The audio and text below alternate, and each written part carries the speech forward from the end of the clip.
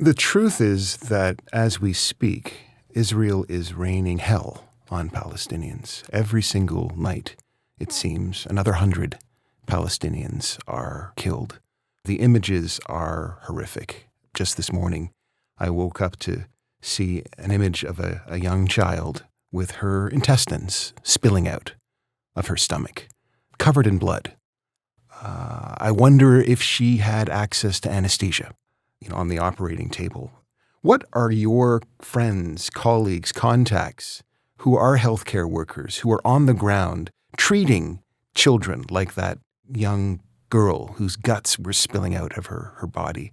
What are they telling you about what it's like to be in that condition, in that space right now? I mean, they're witnessing their own people's annihilation. It feels and it looks like the end of the world, their world, but I think also ours, if we allow what's happening to Gaza, to the people in Gaza, to the land in Gaza, if we allow that to happen without a degree of accountability or justice, I think it's the end of the world as we know it for all of us. Because we are all less safe if something like this can happen in this world without punishment and accountability and justice. They have been telling us, our healthcare worker colleagues in Palestine and Gaza, about what they need to take care of their people. And time again, the international community has failed them, hasn't been able to bring in medical supplies in any degree that meets the needs of the population, let alone food, water, fuel to run the hospitals.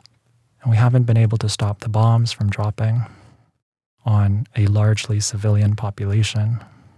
We haven't been able to stop bombs from dropping on hospitals.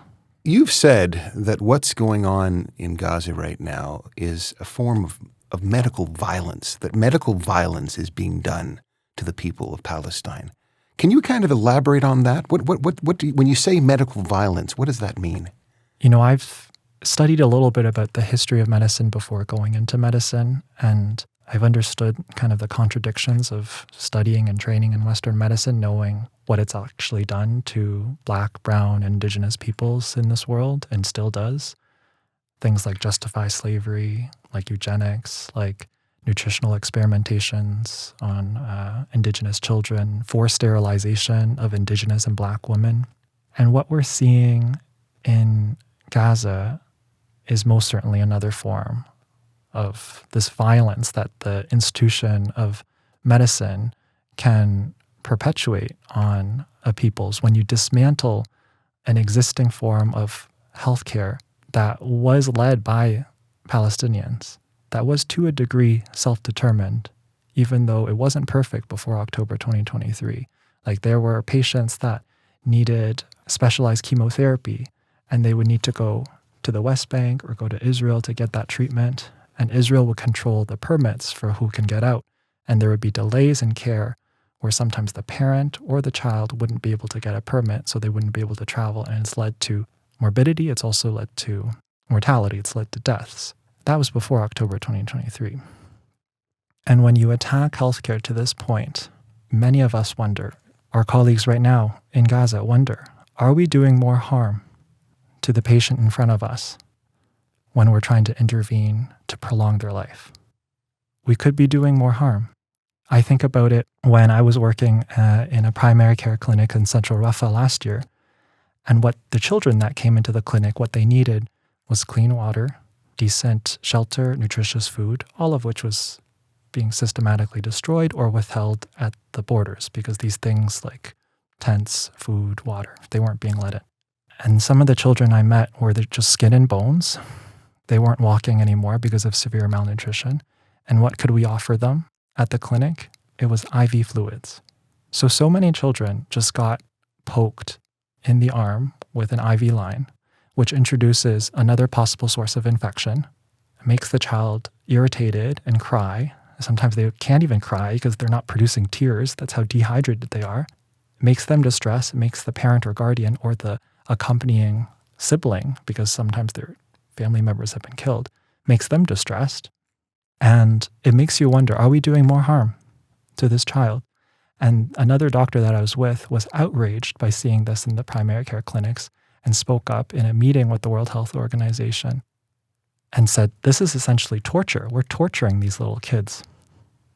And it obviously wasn't taken well by some of the folks in that meeting, but it also resonated with a handful of people. They came up to my physician colleague to say, thank you for saying that, because we don't know what we're doing here. It felt like we were shuffling deck chairs on a sinking ship, and that was 1.5 years ago. And the conditions have only gotten worse. They've only gotten worse. So it really makes you question. We went to medical school, we became doctors to do no harm, first and foremost, and then to try to help people heal. But the first thing we do learn is do no harm. And in some of those interactions, like the child that you mentioned who was had her intestine spilling out, are we doing more harm when we're intervening and trying to save their life? Are we causing more pain and suffering and prolonging their pain and suffering?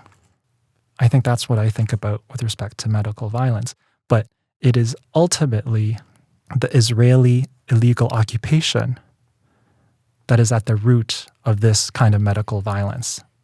And there's such a heavy degree of moral injury to the person that is trying to save lives, because you have to make really challenging decisions around resource allocation when you have limited gauze, medication, bandages, sterile equipment, medicines, painkillers, antibiotics.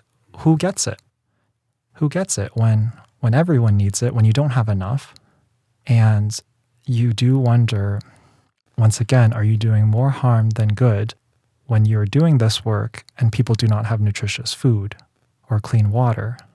You could just be prolonging their suffering so they die some other way. You've been listening to a clip of In Bed with the Elephant with me, your host, Adrian Harewood. Be sure to check out the podcast on Apple Podcasts, Spotify, Amazon, iHeartRadio, and YouTube. And please be sure to like and subscribe to the podcast and write a review. We love hearing from you.